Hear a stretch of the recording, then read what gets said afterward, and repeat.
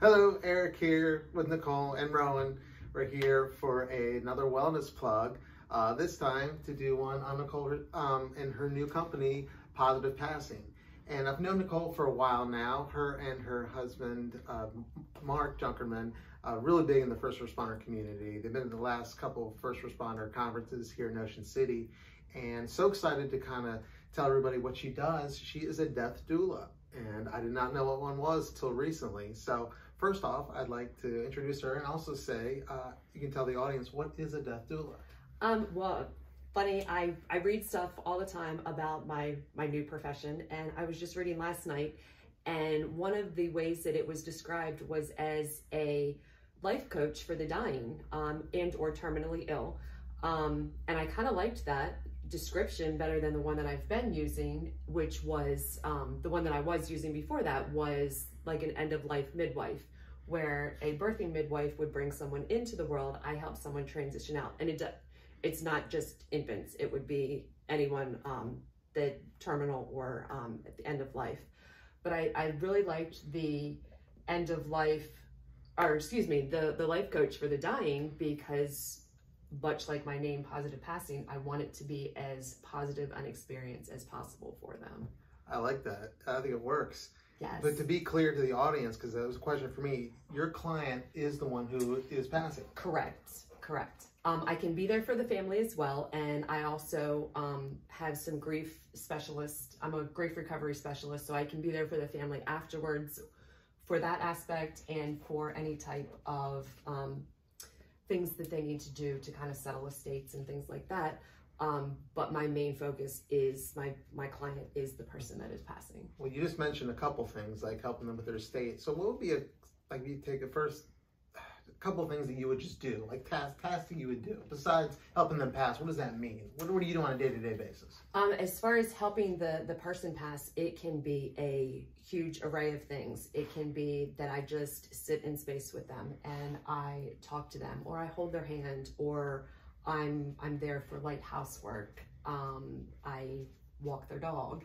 I also have a HIPAA form that they can sign so that I could go to doctor's appointments with them. Oh, wow. Just to kind of help the family in areas that, because unfortunately, and fortunately, but their life still has to go on, and they're trying to take care of their loved one and live their life, and it becomes a struggle.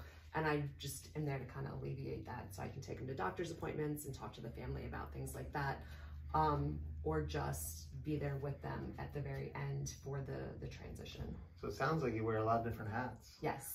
I hear friend, I hear advocate, I hear almost broker, trying to help with resources, and Yes. I guess you can kind of help with the medical professionals, and maybe having the conversations with the family. Do you see that happen a lot? Those tough conversations, sometimes where the person has just been diagnosed with like a terminal illness and they don't know how to say something to their family, as far as, I've been given 6 to 8 months to live. I can be there for that conversation, or I can have that conversation on their behalf after I've spoken to them to find out kind of their wishes, and how they want their family to know and things like that. My biggest thing is just to be the best advocate that I can for my client. That's great. You mentioned last time, I want to make sure you mention it, about legacy. Yes. Talk about my favorite aspect of it is the legacy projects. Just say you were my client. I do this purely selfishly because I get so much out of it. But my client does too. But it's very rewarding to me to come to you and say, okay, tell me about your life. What do you want to be remembered for? What do you want to, again, not that I want anything to happen to you, but if it were you, what do you want your girls to always remember about you? And we can do different projects. We could just do a little short video, whatever they're able to do and comfortable to do. But it's very cathartic for the patient. And then when their family gets it, it's just this priceless memory. It just seems just a different perspective on death. Yes. than previously thought. And Right. coming from personal experience, it sounds like instead of making this checklist, you're like, let's try to raise, the last parts of your life and really make it count. Yes, yes. Well, that's that's really where I came up with the name of Positive Passing, because I want it to be a positive experience for everyone involved.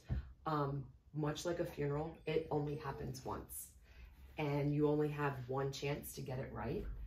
And let's make it,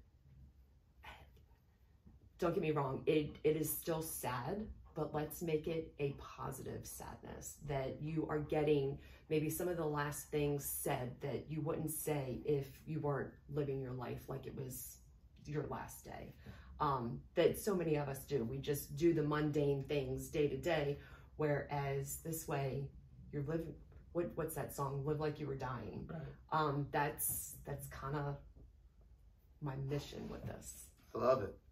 How do viewers get in touch with you? Things like this, which thank you very much. Word of mouth. I have a Facebook page. I have a website, which I think Eric is going to put on here, or call me, text me. My number is 443-944-7452.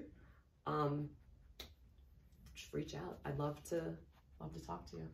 All right, I'll add all those resources and contact information. Wellness plug, Positive Passing. Thank you, everybody. We'll see you next time.